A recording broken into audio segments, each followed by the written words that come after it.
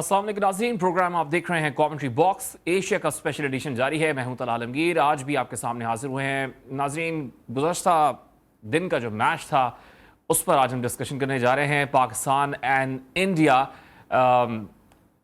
winning and losing is a part of competing, but not putting up a fight is just poor performance by Pakistan के कोई भी intent show नहीं किया इस बड़े टारगेट को चेस करने का। इस पर आज हम बात करेंगे कि क्या प्रॉब्लम्स रही पाकिस्तान क्रिकेट टीम को, क्योंकि सेम पिच पर जब इंडियन बैटर्स बैट कर रहे थे तो वो बैटिंग पिच थी, जब पाकिस्तान बैटिंग करने के लिए आया तो वो बॉलिंग पिच बन गई। स्पिनर्स को सूट नहीं करेगी, लेकिन स्पिनर ही विकेटें ले रहा था।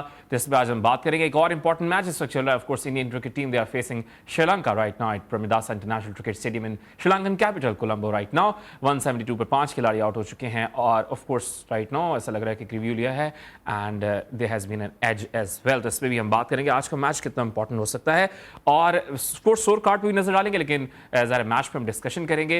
And let's talk to our panel expert, senior sports journalist Waheed Khan sahab हमारे साथ जुड़ चुके हैं। वहीद भाई, बहुत शुक्रिया। कल का मैच ऑफ कोर्स हम सब अपसेट हैं, लेकिन no fight from Pakistan, no intent, same pitch, same performance, लेकिन पाकिस्तानी बैटर्स नाकाम।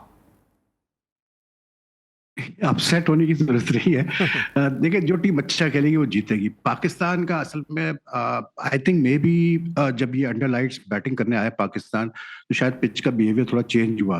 देखिए, कल भी उसने कुलदीप यादव ने 5 विकेट ली। अभी जो मैच चल रहा है श्रीलंका इंडिया का, उसमें जो श्रीलंका का लेफ्ट आर्म स्पिनर है वेला लागे, उसने अभी 5वीं विकेट ली है। उसने भी आज 5 विकेट ली है। तो एक चीज तो क्लियर है कि ये जो प्रेमदासा पे जो पिचेस हैं, ये अब थोड़ा सा स्पिनर्स की तरफ आना शुरू हुआ है। रही पाकिस्तान की बैटिंग की बात, आई थिंक कि यार देखें, बात ये कि जब आपके हम इतना फाखिर जमान की बात कर रहे थे, बात वही है कि फाखिर जमान ने 11 बॉलों पे कोई रन ही नहीं किए। 11 बॉलों पे वो 11 डॉट बॉल्स खेल गया, उसके बाद उसने अपना स्कोर ओपन किया। उसी तरह इमाम भी जो है मतलब काफी डॉट बॉल्स खेले उन्होंने शुरू में। तो जब आप 357 आपको चाहिए जीतने के लिए, तो अगर आप 11-11 बॉल है, आपका मेन ओपनर डॉट बॉल्स खेलेगा शुरू में ही, तो भाई फिर तो आप भूल ही जाना कि आप मैच जीत सकते हैं। मैंने कल भी कहा था कि देखें, अगर पाकिस्तान ने चेस डाउन करना है तो Pakistan has to have century opening stand in the first 10 overs 12 overs, तो फिर जाके आपका एक प्लेटफॉर्म बनता है। तो वो प्लेटफॉर्म मिला ही नहीं पाकिस्तान को। And I think it was all pressure, nothing else. तला, ये नहीं कि हमारे बैट्समैनों को बैटिंग नहीं करनी आती या इनके मतलब कल इनके पैर वो हो गए थे, लेकिन आई जस्ट थिंक के कल जो टोटल था, जो इनको असल में जो मार पड़ी है ना कल, केएल राहुल और कोहली ने जिस तरह 100 किए और ये विकेट नहीं ले पाए बिल्कुल, मतलब 25 ओवर में, वो इनके लिए बहुत डिमोरलाइजिंग था। क्योंकि इतना बड़ा टोटल इंडिया ने कर दिया कि वो बड़ा डिमोरलाइजिंग इनके लिए मतलब साबित हुआ।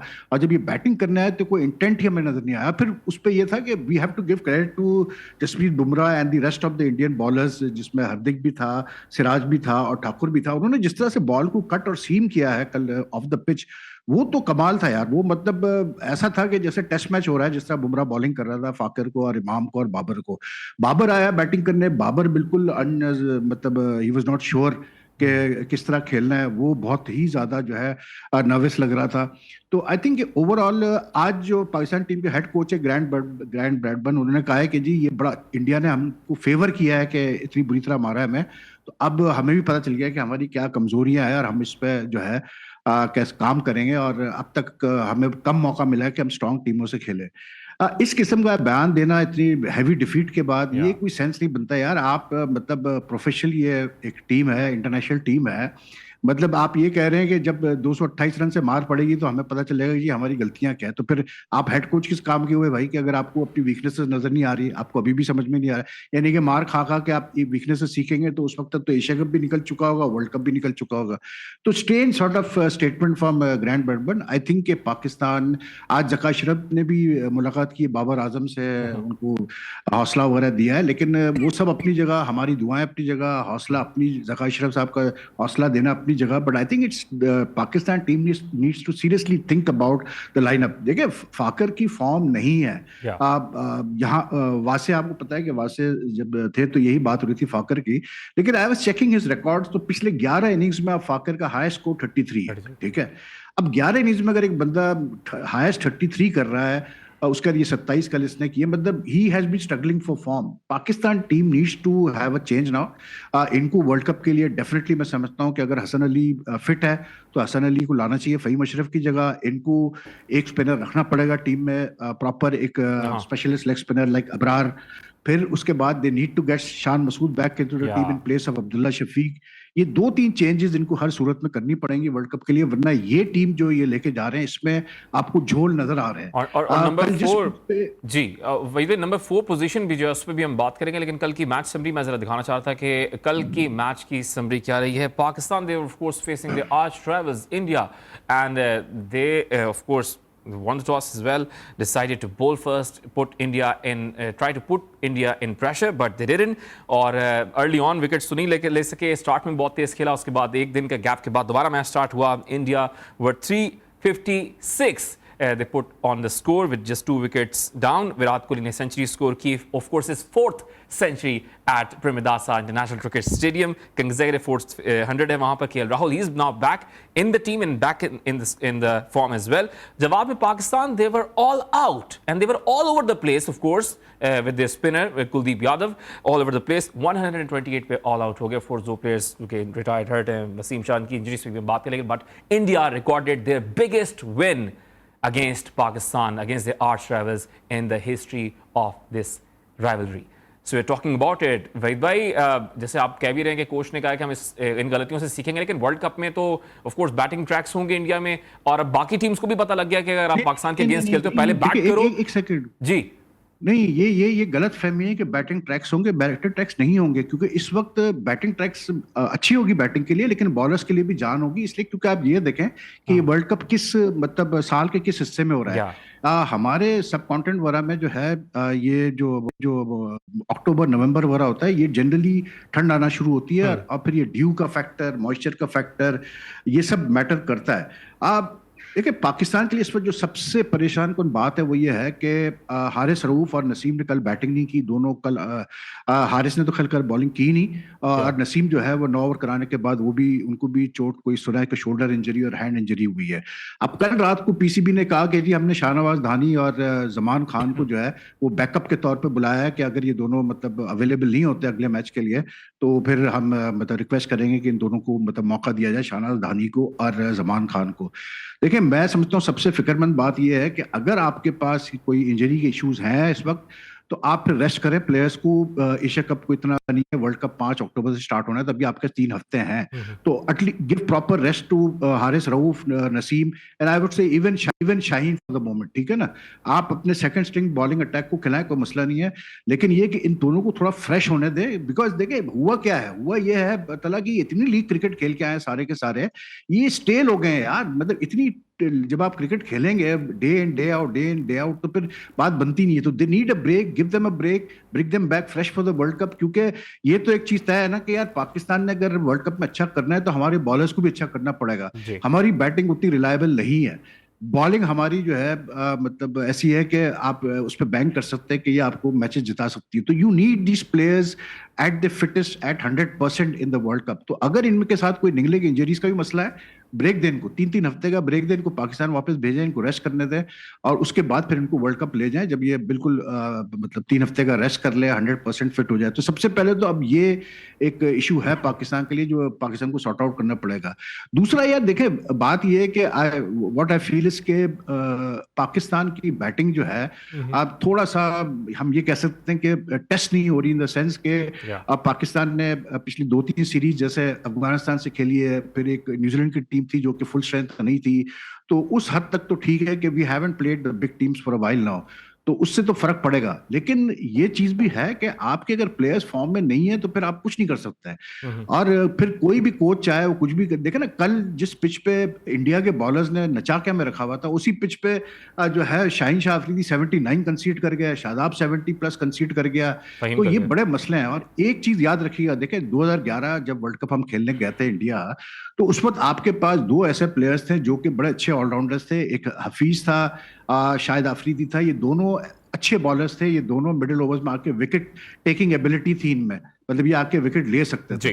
ठीक है ना, I think if I am not mistaken Razzaq भी था, आई एम नॉट श्योर, लेकिन ये अब अगर आप कंपेयर कर रहे हैं शादाब को इनसे, या नवाज को इनसे कंपेयर करें तो शादाब इस struggling in 50 overs Yeah. Cricket. T20 cricket में परफॉर्मेंस बहुत अच्छी है, Yeah, लेकिन 50 ओवर्स में वो स्ट्रगल कर रहा है। उसकी वजह ये कि T20 क्रिकेट में मुसलसल खेला जा रहा Yeah, है, we need someone वो 50 overs who cricket can be बहुत good कम खेला है। with both bat and the ball as well, and also in field as well. एक ब्रेक का कहा जा रहा है वहीद भाई, एक ब्रेक की तरफ जाएंगे, ब्रेक से वापस आएंगे, we'll talk because India are currently playing against Sri Lanka. 7 खिलाड़ी आउट हो चुके हैं 178 पर, same ground, Premdas International Cricket Stadium. Will be back after commercial break.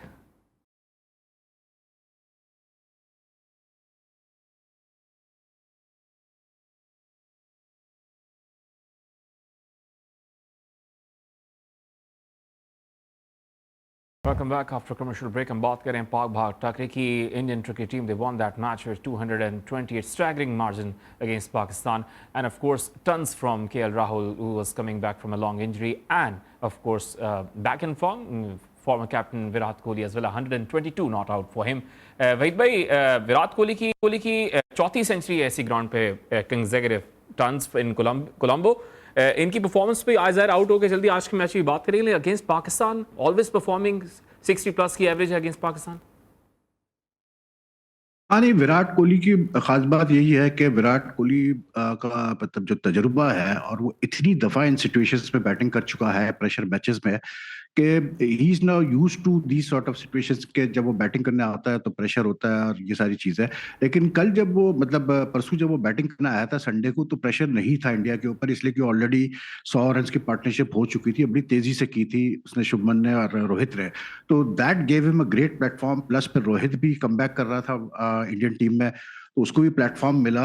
अगर ऐसा होता है कि शुरू में जल्दी विकेटें गिरी होती इंडिया की, दोनों ओपनर जल्दी आउट हुए होते तो शायद सिचुएशन डिफरेंट होती for both Kohli and Rohit. But since they had दी मतलब स्पेस के, जब रिजर्व डे पे मैच स्टार्ट हुआ तो उनके पास मतलब अच्छी पोजीशन में इंडिया था, तो उन्होंने आफ्टर अ वाइल उन्होंने बड़ा खुल के खेला है। और मतलब डिसअपॉइंटेड टू से दिस, लेकिन पाकिस्तान के बॉलर्स ने बॉलिंग भी अच्छी नहीं की, टू बी वेरी ऑनेस्ट। फिर कुछ मिस फील्डिंग्स भी हुई, क्योंकि ठीक है पिच में मतलब जैसा भी था कि उस वक्त इंडिया की मतलब दोनों बहुत अच्छी बैटिंग कर रहे थे, लेकिन यार फिर आप एक्सपेक्ट करते हैं कि आपके बॉलर्स भी कुछ बेहतर बॉलिंग। अब ये आप कहें कि जी 25 ओवर में आप एक विकेट भी नहीं ले पाए इंडिया की, तो ये कमाल था। तो I think this has been one of Pakistan worst performances in the last 2-3 years and worst defeats.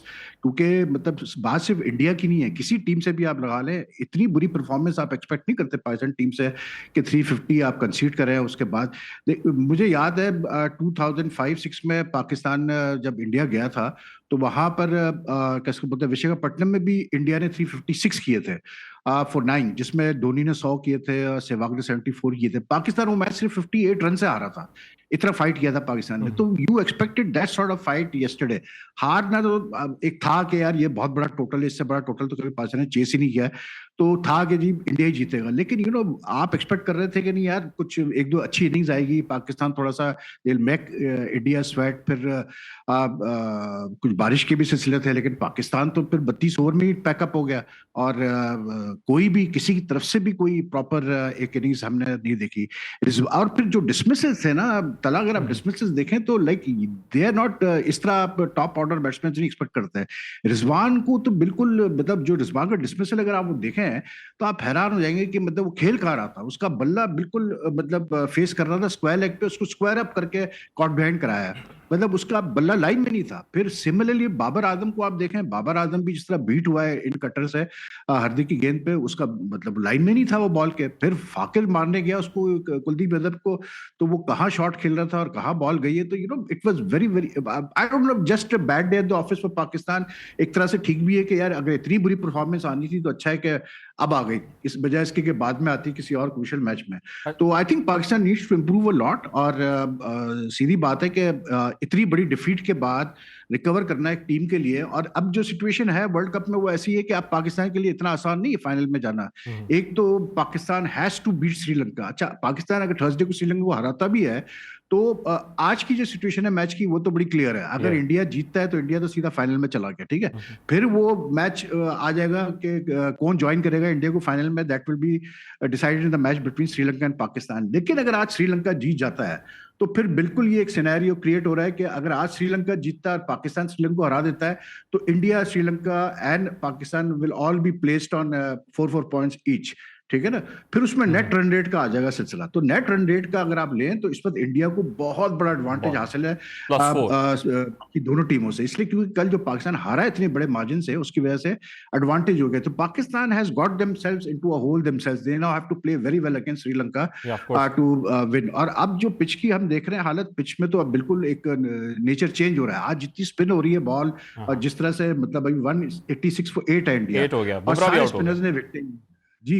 तो I think it's not going to be easy now in this Asia cup. तो Pakistan really has to get मतलब it's business in order now, वरना नहीं तो नहीं, बड़ा हर मुश्किल हो बार की जाएगा तरह वो पाकिस्तान के अगर लिए। मगर बड़ा टूर्नामेंट आता तो पाकिस्तान की क्वालिफिकेशन अगर मगर की सूरत पे चली जाती है। अच्छा हाँ, अगर मगर नहीं होनी चाहिए, क्योंकि जी हर वक्त तो लक आपका साथ नहीं देगी ना यार, कि जी। मतलब जैसे पिछले वर्ल्ड कप में हुआ था कि उसने उसको हरा दिया तो पाकिस्तान पहुंच गया। तो ऐसा मतलब जैसे नेदरलैंड्स ने साउथ अफ्रीका को हरा दिया था, जो कि अनएक्सपेक्टेड था, टोटली कोई अनएक्सपेक्टेड। एक्सपेक्ट नहीं कर रहा था, तो पाकिस्तान मेड द सेमीफाइनल्स। तो I think we should leave it to chance, we should be a good team. और मतलब इतने अरसे से ये लड़के साथ खेल रहे हैं, तो अभी भी अगर खेलने के बाद भी आप नहीं समझते किस तरह से चीजों को लेके चलना मैं है। और मोहम्मद रिजवान बाबर पे की थोड़ा आपसे फॉर्म, कमेंट लेना चाहता हूं। मोहम्मद रिजवान का अपनी बार बार मौके आया कि number 4 he is a batter, he likes to bat at number 4, और नंबर 4 बहुत अहम पोजीशन होती है वहीद भाई। इस टेक्निक के साथ as a number 4 batter wicket keeper आ रहा है, जब इवन तेज खेलते थे कामरान अकमल भी, वो भी छठे सातवें पे आते थे, पांच छठे पे आते थे। Mohammad Rizwan at number 4, is it suitable for Pakistan या देखिए डोमेस्टिक में नहीं है मैं खिलाड़ी? मैं ये कह रहा हूं, मेरा कहने का मतलब ये है बड़ा सिंपल सा, हाँ, कि you have to go according to the situation. कल जैसी सिचुएशन थी पाकिस्तान की, that is why I am saying कि आप सऊद शकील को डालो आगा सलमान की जगह, ठीक है। कल अगर सऊद शकील होता तो होता ये कि अगर आप एक ऐसी सिचुएशन फेस कर रहे हैं जहां आप स्ट्रगल कर रहे हैं, आपकी विकेटें गिरी हुई है, तो Saud is the ideal player to bat at number 4, not Rizwan. अगर आपकी ऐसी सिचुएशन है जहां आपकी पोजीशन बहुत स्ट्रांग है और उस वक्त रिजवान आ रहा है बैटिंग करने, तो वो ठीक है। रिजवान उस रोल के लिए ठीक है कि वो आके मतलब, क्योंकि वो थोड़ा अनऑर्थोडॉक्स खेलता है, रिवर्स स्वीप, ये वो पैडल स्वीप वगैरह, तो वो उस सिनेरियो में तो ठीक है। But when you are in trouble then you need a compact player like Saud Shakeel और समवन लाइक दैट। तो इसीलिए पाकिस्तान को मैं यही कह रहा हूँ कि Pakistan has to rethink the strategy a bit, या the batting order a bit, like but more importantly पहले हमें पता तो चले ना कि वर्ल्ड कप मतलब अब बॉलिंग का होगा क्या, बिकॉज हारिस और नसीम का तो पहले क्लियर आ जाए। और असलंका जो पार्ट टाइम बॉलर है, जी। चरित असलंका जो कि बैट्समैन है श्रीलंका के, एक वो दो और विकेटें, 2 बॉलों पे 2 विकेटें ले गए वो। जी, और उनके जो फिगर्स है दे असलंका लॉस्ट के, अनदर विकेट या he's got 6 ओवर्स में मतलब ये 7वां ओवर कर रहा है, 14 पे 4 विकेट है उसकी। अच्छा अच्छा, ट्रेंड कर रहे हैं जैसा इंडियन टीम थक गई है सोशल मीडिया पे, ट्विटर पे ट्रेंड कर रहे हैं। हाँ, नहीं नहीं, वो तो खैर ट्रेंड करेगा। देखिए बात ये है कि कल मार इतनी पड़ी है ना मैं इंडिया से, तो कुछ तो हमें भी चाहिए ना कुछ बोलने के लिए। तो मैं तो ये कहता हूँ कि यार मतलब सोशल मीडिया बोलने के बजाय जो है, आप असल में मसला हमारी क्रिकेट में आजकल यही ज्यादा चल रहा है कि हम सोशल मीडिया पे हम मैचेस जीत रहे हो रहे हैं और हार रहे होते हैं और प्लेयर्स को सुपरस्टार बना रहे होते हैं। I think we need to perform on the field now. आपको इंडिया को हराना है, फील्ड पे जाओ, हराओ, खत्म हो गई कहानी, उसमें कोई ऐसी चीज नहीं है। लेकिन ये कि ये सोशल मीडिया वगैरह तो चले just for pure entertainment fun, लोग या मतलब इंजॉय करते हैं अपने और आप को। लेकिन बात देखिए जय शाह की भी जो बात है, बात यह है कि जय शाह भी is coming under criticism. Why? क्योंकि आज जो इंडिया मैच खेल रहा है, ये तीसरा दिन लगातार खेल रहा है या इंडिया, ठीक है ना। अब आप मुझे बताएं कि जाहिर सी बात है इंडियन क्रिकेट फैंस तो खुश नहीं होंगे ना, मतलब जय शाह से ना, क्या इसको बोलते हैं अपना, इंडियन टीम के प्लेयर्स ज्यादा खुश होंगे कि आपको तीसरे दिन भी मैच खेलना पड़ रहा है। तो I think Jay Shah definitely जिस तरह के उन्होंने शेड्यूलिंग में अपना हाथ रखा, तो उन्होंने तो बहुत ही, ये तो शुक्र करेगा ये मैचेस हो गए, आज हो का गया। मैच भी हो रहा है, वरना तो मतलब बहुत ही बुरा हाल होना था जय शाह की, तो बहुत ही क्लास होनी थी। लेकिन दिस मैच इटसेल्फ मैं आपको बताऊं, ये जो मैच है ना अभी जो चल रहा है, ये मेरा अपना असेसमेंट ये है कि यहाँ पर 180 200 भी अगर आप कर लेंगे तो दिस इज अ वेरी मतलब इट्स आप बिल्कुल डिफेंड कर सकते हैं, क्योंकि बॉल इतनी ज्यादा टर्न हो रही है और बाउंस हो रही है, और डबल पेस पिच है ये। मतलब कभी बैठ जाती है बॉल, कभी एकदम बाउंस करती है, और टर्न अच्छा खासा मिल रहा है बॉलर्स को। तो आई थिंक कि इतना आसान नहीं होगा श्रीलंका के लिए चेस करना। ठीक है ठीक है, एक ब्रेक का कहा जा रहा है, ब्रेक पे जाएंगे, ब्रेक से वापस आएंगे तो हम बात करेंगे ऑफ कोर्स आज के मैच भी, because India have just lost 9th wicket as well, और नसांका ने विकेट लिया हासिल की है। लेट्स सी कि इस मैच में क्या सिचुएशन बनती है। वहीद भाई भी कह रहे हैं कि 200 भी आपने पार चेस कर लिया, that would be good on this track, and of course we'll talking about it, क्योंकि सोशल मीडिया की बात हो रही है तो गौतम गंभीर वो एंटरटेन कर रहे हैं सबको, एंड ही हैज सेड के विराट कोहली को मैन ऑफ द मैच नहीं देना चाहिए था, Kuldeep Yadav he has taken 5 wickets, उनको देना चाहिए था। We'll back after short commercial break.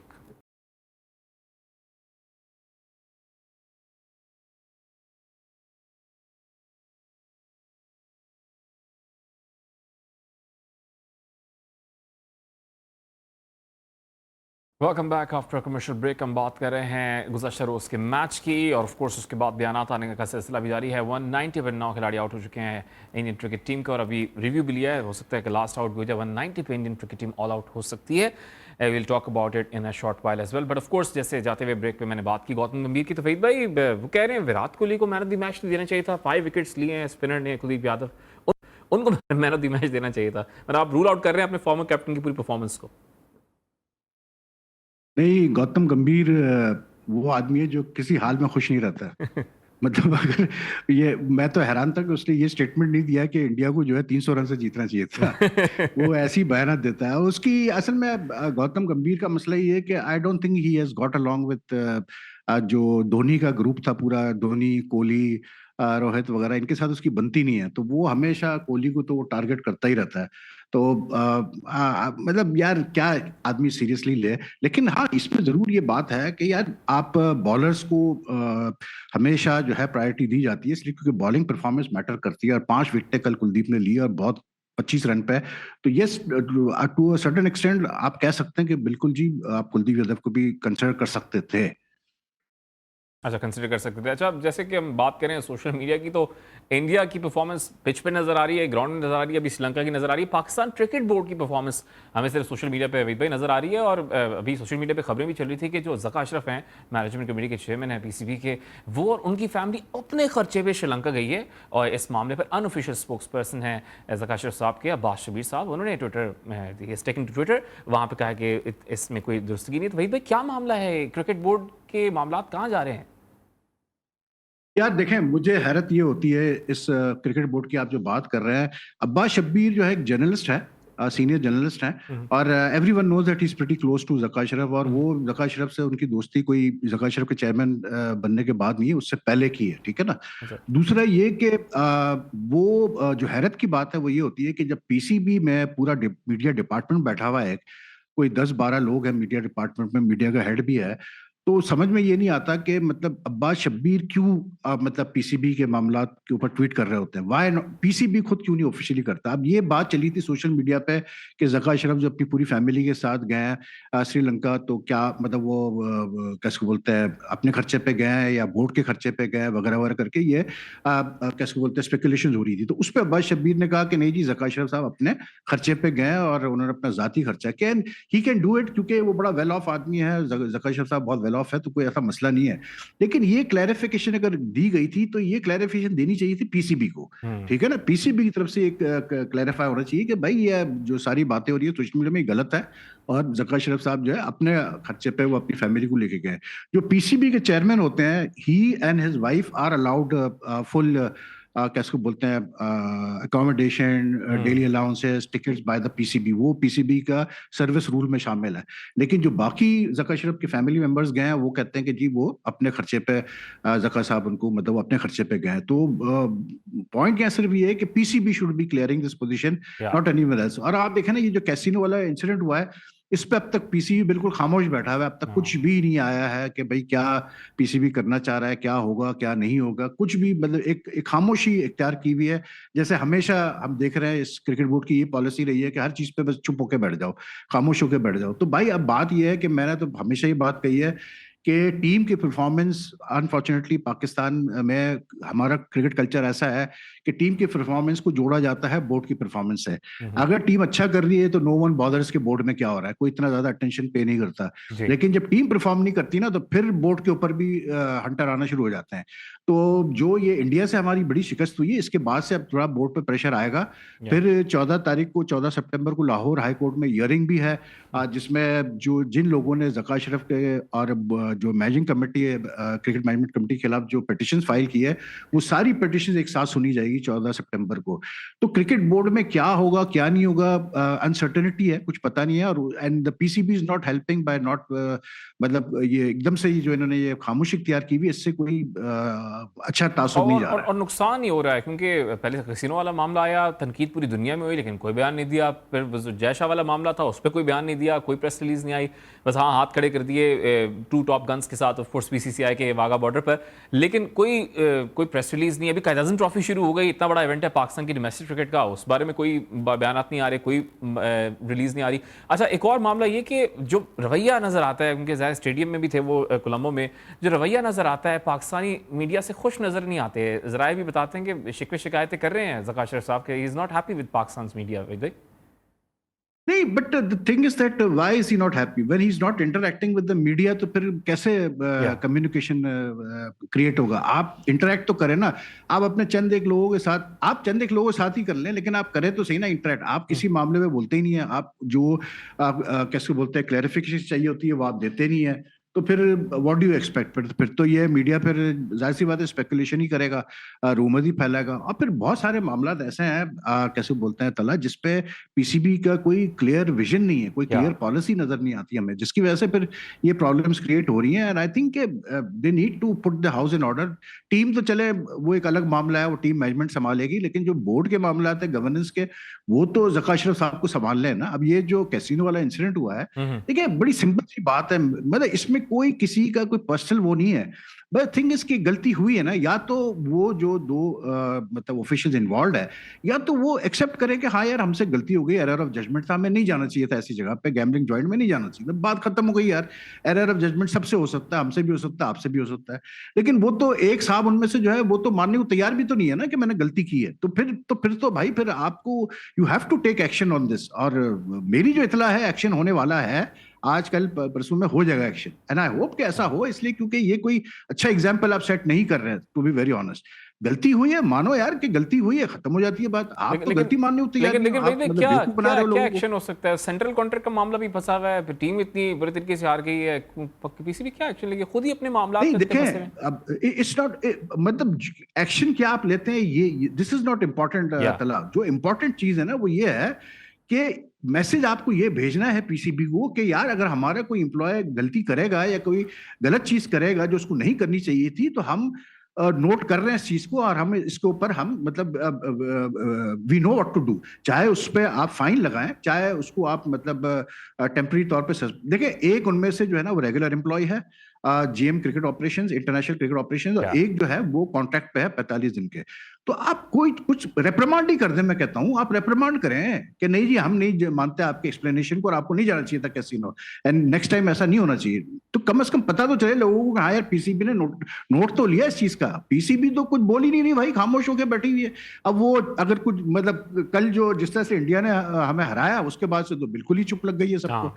तो भाई ऐसे थोड़ी काम चलेगा यार। अच्छा, एक और सवाल हाँ मैं कि वर्ल्ड कप स्क्वाड भी पहले खबर आ रही थी कि वो बाबर आजम ने प्रेस कॉन्फ्रेंस की एक दिन पहले कि इंजमाम अलहक साहब के साथ मिलकर हम टीम तैयार कर चुके हैं, अनाउंसमेंट होने वाली है, उसमें भी बहुत ज़्यादा तूल पकड़ती जा रहा है मामला। क्या क्रिकेट बोर्ड उसमें भी फंसा हुआ है? और ऑफ कोर्स अब आवाज़ें उठ रही हैं कि Imad Wasim should be included in that squad, Sarfaraz को वापस आना चाहिए क्योंकि we need them, because of course आप ट्रस्ट नहीं करें मोहम्मद नवाज पे, तो शायद Imad Wasim he can perform well for Pakistan. मैं सिर्फ इस पे इतना कहूंगा तला के बात ये है कि बोर्ड में मामला ठीक नहीं है। इंजमाम का जो मामला है, आप देखें ना कि वो चीफ सेलेक्टर है और अब तक उन्होंने कॉन्ट्रैक्ट साइन नहीं किया है बोर्ड से, that is what I know, ठीक है। फिर बीच में वो बड़े नाराज थे क्योंकि जो मतलब उन्होंने जब बात की सेंट्रल कॉन्ट्रैक्ट पे कि मैं प्लेयर्स बताऊंगा, तो एक जो मतलब head of cricket I think कैसे बोलते हैं अपना जो उनके चीफ ऑपरेटिंग ऑफिसर, उन्होंने कहा नहीं आपका काम नहीं है, मैं देखूंगा। फिर जब इंजमाम ने कहा कि यार लीग्स के एनओसीज की बात है, मैं एनओसीज इशू करूंगा, मैं देखूंगा, तो उस पर जो इंटरनेशनल क्रिकेट ऑपरेशंस के जो हेड है उस्मान वाला, उन्होंने कहा नहीं ये आपका काम नहीं है, मेरा काम है। तो फिर इंजमाम ने जाके शिकायत की ज़का अशरफ से, ठीक है। तो ज़का अशरफ ने उनको अश्योरेंस दी कि नहीं आप बेफिक्र हो जाए, आपको पूरी अथॉरिटी है, आप ही एनओसीज देखेंगे और आप ही सेंट्रल कॉन्ट्रैक्ट देखेंगे। अब मसला ये आता है, इंजमाम तो खुद अब कंट्रोवर्सी में फंस गए, इसलिए कि उन्होंने अपने बेटे को सेलेक्ट कर लिया है लाहौर टीम में, जो उनका बेटा है इब्तिसाम उल हक, उसको उन्होंने सेलेक्ट कर लिया लाहौर टीम में।